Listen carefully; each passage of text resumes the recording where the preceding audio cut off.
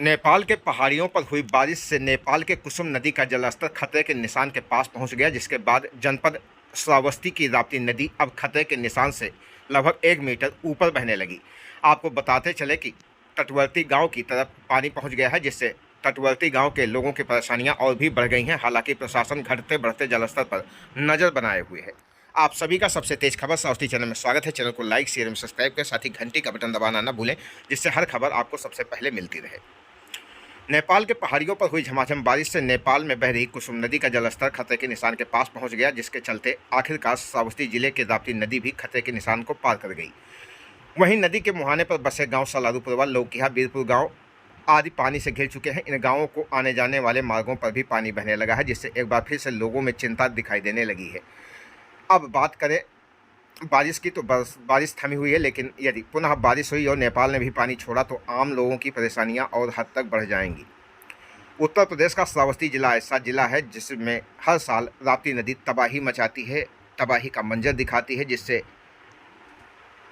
हजारों लोग प्रभावित होते हैं। कई लोग अपनी जान तक गंवा देते हैं। इस बार भी राप्ती नदी तबाही मचाने को बिल्कुल तैयार दिखाई पड़ रही है। लोग अपने सामानों को समेटकर सुरक्षित स्थानों की ओर जाने को भी मजबूर हो गए हैं। कई जगहों पर गांव में पानी घुस गया है, कई जगह ऐसी है जहां पर सड़कों पर पानी चल रहा है।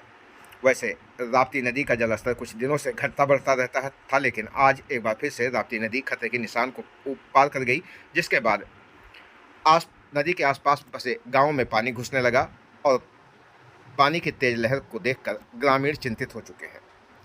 वहीं जिला प्रशासन का दावा है कि सभी तैयारियां पूरी कर ली गई हैं। जिलाधिकारी कृतिका शर्मा ने बताया कि बाढ़ चौकियों को अलर्ट कर दिया गया है तथा नजर रखी जा रही है। पहाड़ों पर हुई बारिश के चलते नेपाल से जो पानी छोड़ा गया तो राप्ती नदी का एक बार जलस्तर फिर से बढ़ा है। राप्ती नदी का जलस्तर सुबह से ही बढ़ रहा है। बताया जा रहा था 1 मीटर से ऊपर खतरे के निशान से ऊपर राप्ती नदी बह रही है। अब श्रावस्ती जनपद में राप्ती नदी जो तबाही करेगी वो देखने वाली बात होगी। हालांकि इस बारे में जब जिलाधिकारी से बातचीत की गई तो उन्होंने बताया कि बाढ़ से निपटने के लिए सभी तैयारियां चुस्त दुरुस्त कर ली गई हैं। बाढ़ चौकियां बनाई गई हैं, वहां पर लोगों को तैनात कर दिया गया है। साथ ही राप्ती नदी के घटते बढ़ते जलस्तर पर भी लगातार निगाह रखी जा रही है। हम आपको दिखाना चाहेंगे, कैमरामैन से कहेंगे दिखाना चाहेंगे, राप्ती नदी की जो धारा है काफी तेजी से बह रही है। ऐसा लग रहा है कि अब कुछ ही क्षणों में या कुछ ही पलों में ये राप्ती नदी का जो पानी है वो बाढ़ के रूप में कई गांवों में घुसेगा। अगर हम जमुनाहा इलाके की बात करें तो वहां पर कई गांवों में पानी घुस भी चुका है, लेकिन अभी हम इकौना इलाके के राप्ती नदी पुल पर खड़े हैं। यहां पर अभी उतना असर तो नहीं है, लेकिन अगर पानी लगातार बरसता रहा तो 24 घंटे के अंदर इकौना इलाके तथा गिलौला इलाके के भी कई गांव ऐसे होंगे जो राप्ती नदी के पानी से सराबोर होंगे। लोग एक बार फिर से परेशान हो सकते हैं। जो ग्रामीण हैं, नदी के किनारे बसने वाले लोग हैं, उनका साफ तौर पर इस समय कहना भी है कि हम लोग चिंतित हो चुके हैं और अपना सामान बटोर रहे हैं, जिससे सुरक्षित स्थान की ओर तहसीलें हैं और तीनों तहसील बाढ़ की दृष्टिगत संवेदनशील है। कुछ ऐसे तहसील हैं, कुछ ऐसे गांव हैं सिरसिया में जिनमें नेपाल से आते पहाड़ी नाले भी लगते हैं। तो राप्ती की वजह से और कुछ पहाड़ी नालों की वजह से यहाँ हर वर्ष बाढ़ जैसी स्थिति उत्पन्न होती है, अगस्त से शुरू करके, और पिछले वर्ष अक्टूबर में बाढ़ यहाँ आई थी। इसके दृष्टिगत हमने जनपद स्तर पे तीनों तहसीलों के स्तर पे हमने बाढ़ की तैयारियों की समीक्षा कर ली है।